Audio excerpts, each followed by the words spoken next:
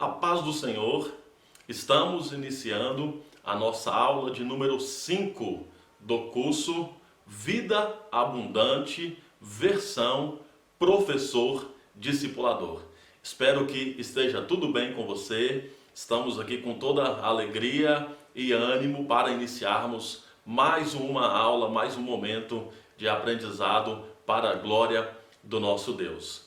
Quero dizer, antes de começar a aula, você que tem aí o Telegram, nos acompanhe lá, formamos o grupo Curso Vida Abundante, para que possamos nos interagir, e vou enviar alguns conteúdos também através do grupo do Telegram.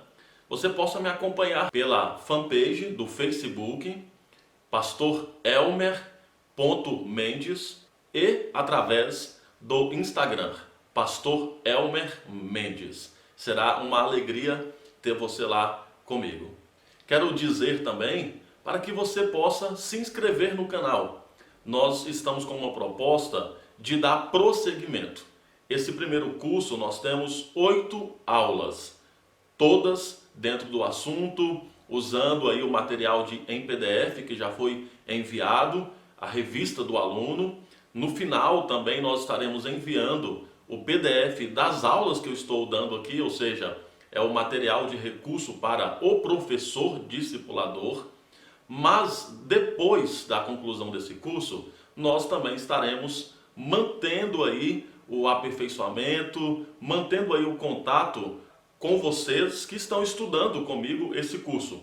A proposta é que possamos produzir mais estudos para dar mais instrumentos ao professor discipulador. Então se inscreva no canal, curta aí os vídeos que nós estamos postando. Isso nos ajudará em muito a ter um feedback do curso. Faça comentários nos vídeos.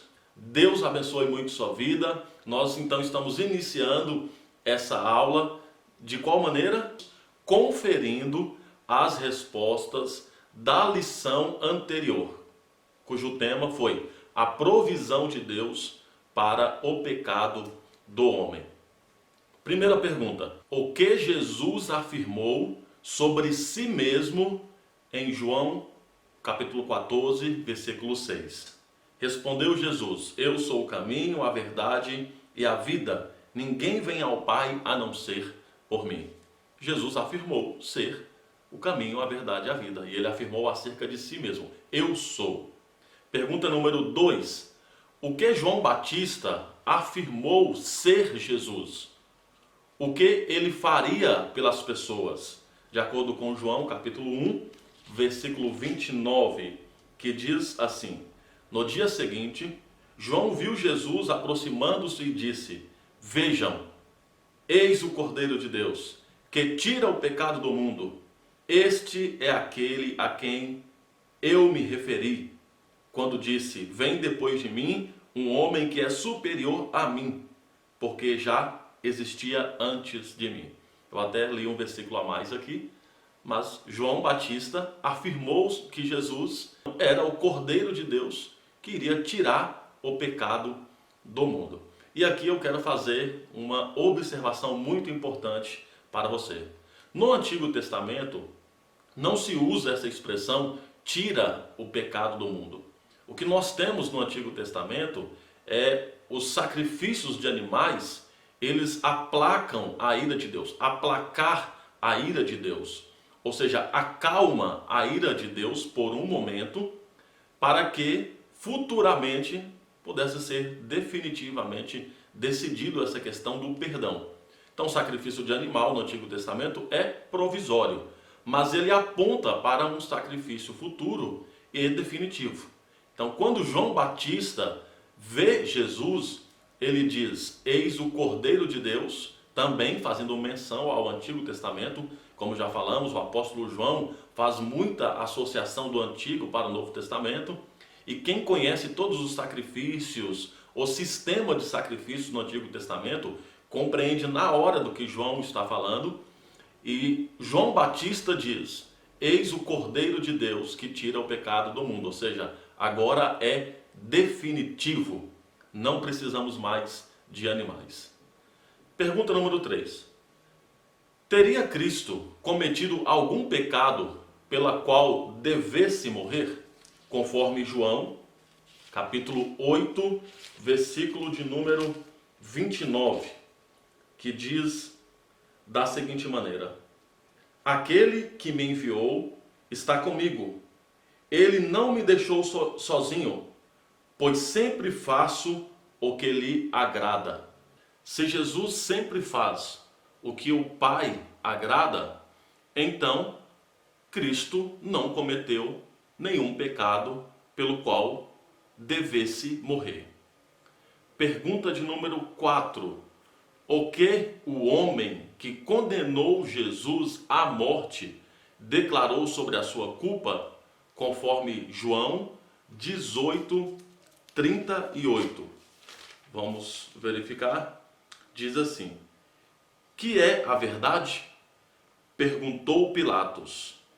Ele disse isso e saiu novamente para onde estavam os judeus e disse: Não acho nele motivo algum de acusação. A resposta: Pilatos disse que não achava motivo algum que condenasse a Jesus. Pergunta número 5. De acordo com Isaías 53, versículo 4 ao 7, Jesus foi crucificado substituindo a quem? Então vamos lá para o livro do profeta Isaías, capítulo de número 53, versículo 4 ao 7, que diz assim: Certamente ele tomou sobre si as nossas enfermidades e sobre si levou as nossas doenças. Contudo, nós o consideramos castigado por Deus atingido e afligido. Mas ele foi transpassado por causa das nossas transgressões, foi esmagado por causa de nossas iniquidades. O castigo que nos trouxe paz estava sobre ele, e pelas suas feridas fomos curados. Todos nós, tal qual ovelhas, nós desviamos. Cada um de nós se voltou para o seu próprio caminho, e o Senhor fez cair sobre ele a iniquidade de todos nós. Ele foi oprimido e afligido, e contudo não abriu a sua boca. Como cordeiro, foi levado para o matadouro, e como uma ovelha que diante dos seus tosqueadores fica calada, ele não abriu a sua boca. Então, de acordo com Isaías 53, versículos 4 ao 7, Jesus foi crucificado, nos substituindo. O castigo era nosso e ele morreu em nosso lugar. Pergunta de número 6. Qual a consequência para a pessoa que não crê no Salvador Jesus Cristo, que morreu para tirar os seus pecados? Conforme João, capítulo 8, versículo 24, diz assim: Eu lhes disse que vocês morrerão em seus pecados. Se vocês não crerem que eu sou, de fato morrerão em seus pecados. A resposta: a pessoa que não crê em Jesus Cristo como Salvador, a consequência é que ela morrerá em seu próprio pecado. Pergunta de número 7. Você crê na afirmativa que Jesus é o único caminho que nos leva ao Pai? Não tem referência, é uma pergunta reflexiva, a pessoa precisa pensar, interagir contigo, responder, se for preciso alguma orientação, alguma correção, se não, podemos seguir. A revista do aluno encerra esse assunto dizendo: todavia, conhecer essas 3 verdades não é suficiente, é preciso algo a mais.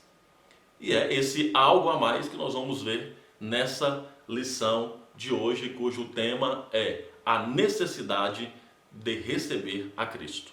Lendo aqui o primeiro parágrafo da lição. Não basta sabermos que Deus nos ama e tem um plano para a nossa vida, que estamos separados de Deus pelos nossos pecados e que Cristo é a solução de Deus para o problema da separação. Precisamos receber a Cristo em nossa vida por meio de um convite pessoal. Só então teremos a vida abundante. Vou dizer aqui um pouco com vocês sobre receber a Cristo por meio de um convite pessoal. Estamos acostumados a fazer o chamado apelo. Depois de uma pregação, cuja maioria das vezes fazemos o apelo, é evangelístico. A pergunta geralmente: quem quer aceitar Jesus ou receber? Até mesmo porque esse aceitar não pode significar que Deus estará querendo sua aceitação, que Deus precisa da aceitação da pessoa e que ele ficará muito triste se a pessoa não aceitá-lo. Esse dilema de quem fica buscando aceitação, aprovação para ser feliz e se realizar, esse dilema é puramente humano. Deus não precisa de nossa aceitação ou aprovação.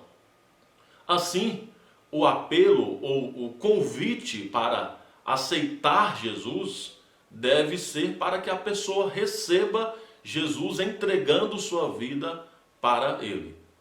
Essa proposta de chamar a pessoa à frente em um culto público, ela é até recente, é bem atual essa proposta.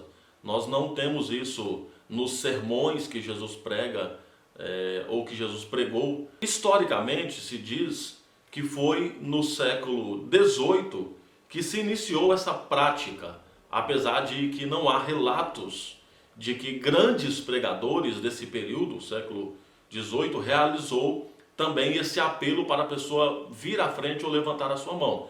Por exemplo, George Whitefield, Jonathan Edwards e John Wesley, não há pelo menos indicação que eles tenham usado essa estratégia de chamar alguém à frente. Mas foi no movimento dos Estados Unidos, num avivamento que antecedeu o movimento pentecostal já no início do século XX, que o apelo ganhou força. Alguns historiadores dizem que quem popularizou esta prática foi o pregador Charles Finney, que afirmava inclusive que todo sermão deve ter apelo. Hoje é uma prática recorrente nas igrejas, não apenas o apelo para a salvação, mas para a oração de acordo com o despertamento da mensagem. Então esse momento gera quebrantamento, solicitude, proximidade e ao mesmo tempo desafia a pessoa à mudança de atitude. Sabemos, contudo, que no que diz respeito à salvação, se não houver um discipulado, a pessoa pode até ter tomado uma decisão, mas não segue firme, não consegue ver com clareza o caminho de Cristo, porque só aquela decisão que foi ali alguns minutos durante o culto não foi talvez o suficiente para que ela pudesse entender todo o processo contínuo de servir a Cristo. Ao que tudo indica, na igreja primitiva, esse processo de salvação, de entrega, era de fato no dia a dia, no acompanhamento, no dia a dia, e não uma decisão só daquele momento, mas já como resultado de todo um processo evangelístico e discipulado. Então devemos continuar fazendo apelo nos cultos? Sim. Só para a salvação? Não, também podemos fazer apelo de acordo com a mensagem que estamos pregando, um apelo desafiando a pessoa a ter práticas e atitudes. E para a salvação, ajudará a identificar esse momento, essa decisão, para que aí sim os membros, os cristãos, os discipuladores entrem em ação. Não pode deixar a pessoa ir embora só, olha, agora continua vindo aí, tá bom? Não, tem que entrar em ação para se colocar ao lado e já iniciar esse processo de discipulado. Por esse motivo, o convite pessoal, o discipulado pessoal é tão importante, que a pessoa toma uma decisão pública e a partir daí ela tem a pessoalidade, alguém acompanhando, ajudando, estará orientando essa pessoa. E também, não necessariamente pode ser em um culto público, não precisa necessariamente ser em um culto público. Quantas pessoas, dessa maneira do convite pessoal, entregaram a vida a Cristo na sala da casa dela ou da minha casa? Eu também, em um determinado momento, tinha discipulado para juniores entre 9 e 11 anos, e na igreja que eu estava naquele momento, permitia que fosse na hora do momento da ministração da palavra. Então estava tendo a pregação e eu saía com uma turma, e era uma quantidade considerável de juniores, entre 9 e 11 anos. Eu saía com eles do templo e íamos para um momento de discipulado. E ali muitos entregaram a vida a Cristo, confessaram, entenderam, compreenderam a salvação, o plano da salvação, e entregaram a vida a Cristo ali mesmo naquela sala de aula. Então, não necessariamente em um culto público. E se for, que seja acompanhado posteriormente por alguém que com maturidade estará fazendo o discipulado. Essa questão do convite pessoal é muito importante. O discipulado é assim, é de forma pessoal. Como estou dizendo, desde o início do curso, o meu propósito não é falar sobre culto, mas estou focado na atitude cristã para o discipulado pessoal, no muito com uma família. Por esse motivo, o apelo para que a pessoa possa receber a Cristo acontecerá em um ambiente mais restrito, entre poucas pessoas, mas mesmo que seja entre 2 ou 3 pessoas, é suficiente como testemunho público dessa decisão. E o que vai contar mesmo é o testemunho da pessoa que está decidida em viver uma nova vida em Cristo. Seguimos aqui então a lição 4, a necessidade de receber a Cristo. Precisamos receber a Cristo.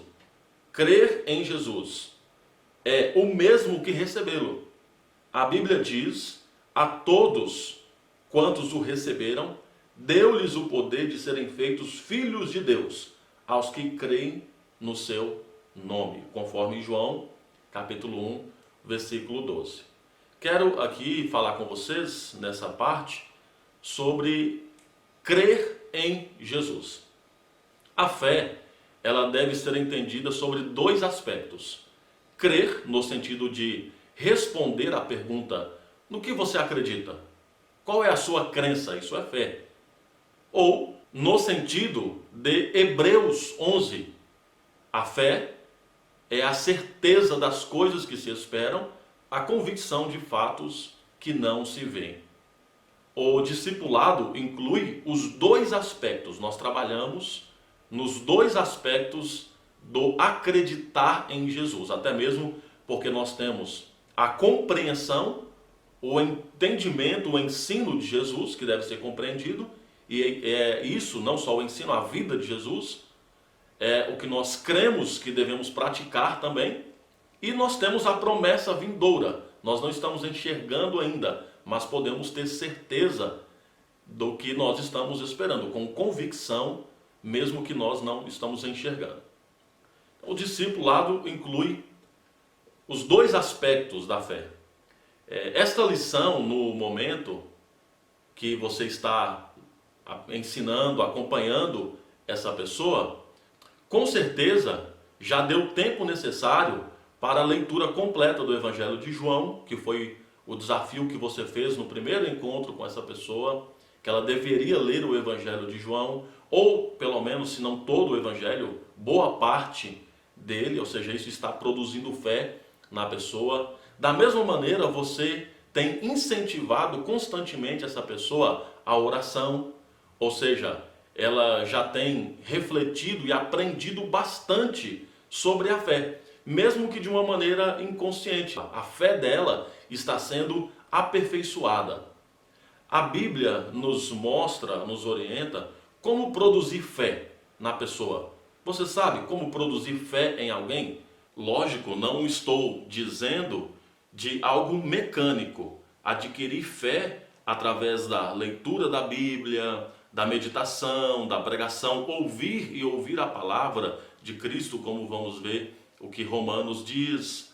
Também através do culto, de congregar, ou do desafio diário de colocar em prática essa nova vida, só é possível pelo poder do Espírito Santo. Ter mais fé, adquirir mais fé, eu estou dizendo neste sentido, de atitudes que coloca a vida de uma pessoa na dependência do Espírito Santo. Não estou dizendo que você, professor, discipulador, tem esse poder. Eu estou dizendo que o Espírito Santo tem esse poder. E através, então, do discipulado, nós podemos orientar as pessoas de uma forma que elas possam, então, dar lugar para que o Espírito Santo possa agir e firmar, fundamentar a vida dessa pessoa na fé em Cristo. Então vamos observar o que a Bíblia diz. Separei aqui alguns textos para mostrar para vocês. Romanos 10, quando o apóstolo Paulo fala sobre a relação de Deus com seu povo, ele diz o seguinte: mas nem todos obedecerão ao Evangelho. Pois Isaías diz: Senhor, quem acreditou em nossa pregação? E assim, a fé vem pelo ouvir, e ouvir pela palavra de Cristo. Versículo 16 e 17. Ou seja, ler a Bíblia, ouvir a explicação, o entendimento, você dialogando com ela sobre as coisas de Deus, ela está adquirindo fé. A fé vem por ouvir a palavra de Cristo.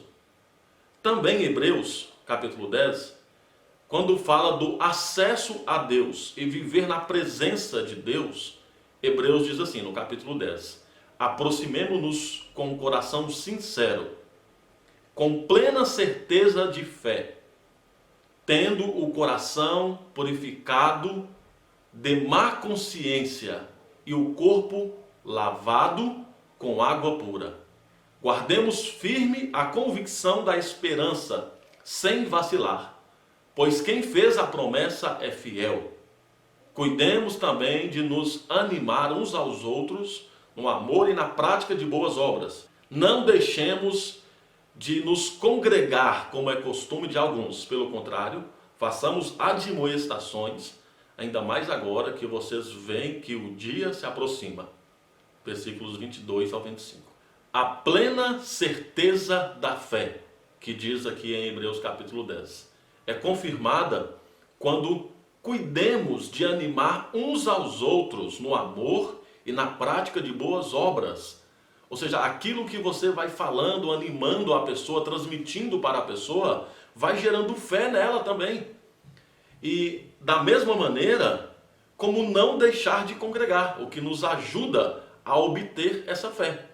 Então, durante essas semanas, você também já convidou ela para congregar. E essa atitude de congregar também gera fé em alguém. Outro texto referencial que ajuda a esclarecer e responder a pergunta como adquirir fé é o que está no livro de Judas, lá no versículo 20 e 21, que diz: mas vocês, meus amados, edificando-se na fé santíssima que vocês têm, orando no Espírito Santo, mantenham-se no amor de Deus, esperando a misericórdia do nosso Senhor Jesus Cristo, que conduz para a vida eterna. Orando no Espírito Santo, outra maneira de ser edificado pela fé, a oração. Quando você ora, demonstra a sua dependência, as suas fragilidades, você está ensinando ao discípulo que nós dependemos de Deus. Nós somos frágeis e precisamos da graça e da misericórdia de Deus. E por fim, Tiago também nos concede uma orientação preciosa sobre ter firmeza na fé. Ele diz assim: sejam praticantes da palavra e não somente ouvintes, enganando a vocês mesmos. Porque se alguém é ouvinte da palavra e não praticante, assemelha-se àquele que contempla o seu rosto natural num espelho, pois contempla a si mesmo, se retira e logo esquece como era a sua aparência. Mas aquele que atenta bem para a lei perfeita, lei da liberdade, e nela persevera, não sendo ouvinte que logo se esquece, mas operoso praticante, esse será bem-aventurado no que realizar. Ou seja, aqui está no capítulo 1, versículo 22 ao 25. O Tiago está falando de um desafio diário para praticar a palavra de Deus. É o que devemos fazer quando estamos discipulando. Por essa razão, após algumas semanas discipulando e colocando tudo isso em prática, produzindo fé na vida da pessoa, é momento de saber se ela quer tomar a decisão mais importante da vida dela. Vamos seguir aqui, falando sobre essa decisão. Na revista do aluno, então, diz: Jesus morreu e ressuscitou, agora quer entrar em seu coração para estabelecer um relacionamento como seu Salvador e Senhor. Recebemos a Cristo mediante a fé, por meio de um convite pessoal, como está descrito em Romanos 10, versículo 9 e 10. Reconheça os seus pecados e a sua necessidade de ter a Jesus como seu Salvador e Senhor.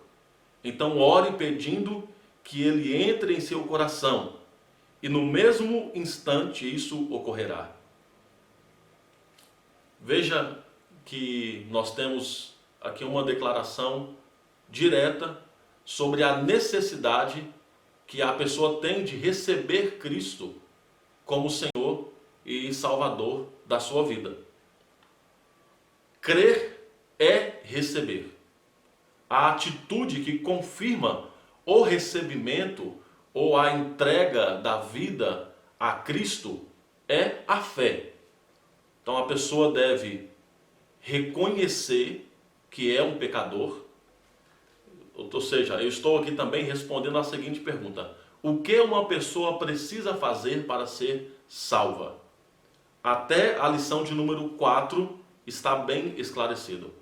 A pessoa deve entender o amor e o plano de Deus para a sua vida, da mesma maneira que ela também deve ter uma compreensão sobre o pecado e o fato dela estar separada de Deus por ser uma pecadora, e entender a provisão de Deus, saber que Deus providenciou a reconciliação através de Cristo, e por isso, dada a necessidade dela ser uma pecadora e ela ter então reconhecido a sua condição de humana, de falha, e ter visto com clareza essa provisão de Deus para reconciliar consigo o homem, ela precisa então agora receber a Cristo, uma vez que Cristo é essa provisão. No final dessa lição, tem aqui um último parágrafo que faz um apelo. Talvez você já tenha orado pedindo algumas coisas para Deus, mas você já recebeu a Cristo pela fé através de um convite pessoal, pedindo para Ele entrar em sua vida e ser o seu Salvador e Senhor? Talvez até a pessoa já tinha uma rotina de oração, ou não. A partir do momento do discipulado, ela criou uma rotina de oração, e ela está pedindo a Deus algumas coisas, ela está então orando, pedindo a bênção de Deus para o seu dia, agradecendo pelo alimento, mas a grande questão aqui é pontual. Você deve perguntar direto: você já recebeu a Cristo pela fé? Você já pediu para Ele entrar em sua vida e ser o seu Senhor e o seu Salvador? Se não, faça agora. Vamos orar agora E aqui tem até uma sugestão de oração. Senhor Jesus, eu preciso de Ti. Abra a porta da minha vida. Eu te recebo como meu Salvador e Senhor. Eu te agradeço porque me aceitas como eu sou e perdoas os meus pecados. Toma conta da minha vida. Desejo estar dentro do Teu plano para mim. Amém. Quantas pessoas oram essa oração, mas não só mecânico. Às vezes a gente dá a sugestão, olha, tem uma oração aqui, uma sugestão. O que você diz dessa oração? E a pessoa começa a orar e já chorando, ou ela declama, mesmo lendo com voz alta, firme, com convicção, com o coração quebrantado, porque nesse momento a pessoa já reconheceu a sua condição pecadora e ela sabe que o único meio de reconciliar-se com Deus é aceitando, entendendo esse plano, o amor de Deus e recebendo essa provisão de Deus que é Jesus Cristo. Meu irmão, isso é muito maravilhoso. Isso é muito honroso para Deus, não para nós, não para a nossa glória, porque nós não somos nada, mas isso é muito honroso para Deus. A Deus toda a glória, porque vidas estão se rendendo a Ele. E isso através do discipulado. Quero compartilhar com vocês aqui, eu estava fazendo um discipulado com uma pessoa, um esposo de uma irmã que já era da igreja. E nós iniciamos então o discipulado. Ele já estava indo na igreja há alguns dias e eu propus para ele então o discipulado. E eu mesmo fiz esse discipulado com ele. E nesse dia em específico, dessa lição de número 4, falando sobre a necessidade de receber a Cristo, estava chovendo muito, nós morávamos longe da casa dessa pessoa, minha esposa estava grávida e estava chovendo muito, e mesmo assim nós fomos até a casa dessa pessoa. Ele até sugeriu, olha, hoje o dia não está muito bom, se vocês não quiserem vir. E nós falamos, não, vamos lá para conversar com ele, para orar com ele, para compartilhar a palavra de Deus com ele, e nós fizemos isso. Quando nós chegamos lá e ministramos e conversamos com eles e oramos por eles e perguntamos isso, aquele irmão, ele já estava em lágrimas e ele falou assim, meu Deus, um dia de chuva, um dia frio e a esposa grávida e vocês vieram aqui até mim para compartilhar essa mensagem comigo e eu consigo ver Cristo de fato me reconciliando com Deus. Eu aceito, eu entendo, eu recebo Jesus Cristo como Senhor e Salvador da minha vida, e não para glória nossa, não para honra nossa, isso não nos envaideceu em nada, mas simplesmente mostrou que nós estamos de fato empenhados em mostrar Deus para as pessoas. Isso confirmou que nós devemos cada dia mais insistir, perseverar, mesmo em situações que seja melhor o nosso conforto. Mas Deus é engrandecido através da nossa vida, das nossas atitudes. Esse irmão se batizou, se firmou nos caminhos, é um grande exemplo, um grande testemunho de alguém que decidiu viver uma vida para Deus. É isso que eu quero, que você esteja animado. Esteja animado, nós não estamos visando o nosso nome, mas a glória de Deus, o discipulado, como falamos nas primeiras aulas. Jesus não aceitou que os seus discípulos fizessem discípulos para si mesmos, mas o discipulado é para Cristo, e mostramos o plano de Deus para a salvação de alguém. Então, é essa a nossa aula de hoje. Que Deus abençoe muito você, que você persevere, que você se anime. Não sei quanto tempo de cristão você tem, não sei até aqui qual é a estratégia, o método que você está usando para discipulado, ou se não discipulou ninguém ainda, você está vivo, esse é o momento, essa é a hora. Anime-se para Deus, viva para fazer a obra de Deus. Deus está convocando você, chamando, levantando você como instrumento, e que tudo isso some e resulte na glória de Deus. Vamos encerrar com uma oração. Pai, nós te amamos. Deus, nós te louvamos. Ao Senhor toda glória e honra, todos os aplausos, seja para o teu santo nome. Nós nos humilhamos diante da sua presença. Tu és o Senhor e Salvador, e nós nos rendemos a ti, Pai. Obrigado, porque o Senhor ofereceu a reconciliação.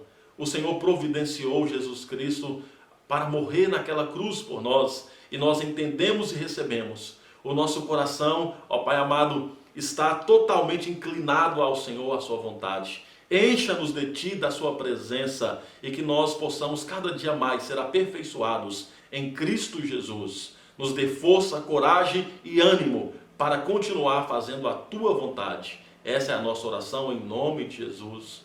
Amém e amém. Um abraço a você e até a próxima aula. Deus abençoe.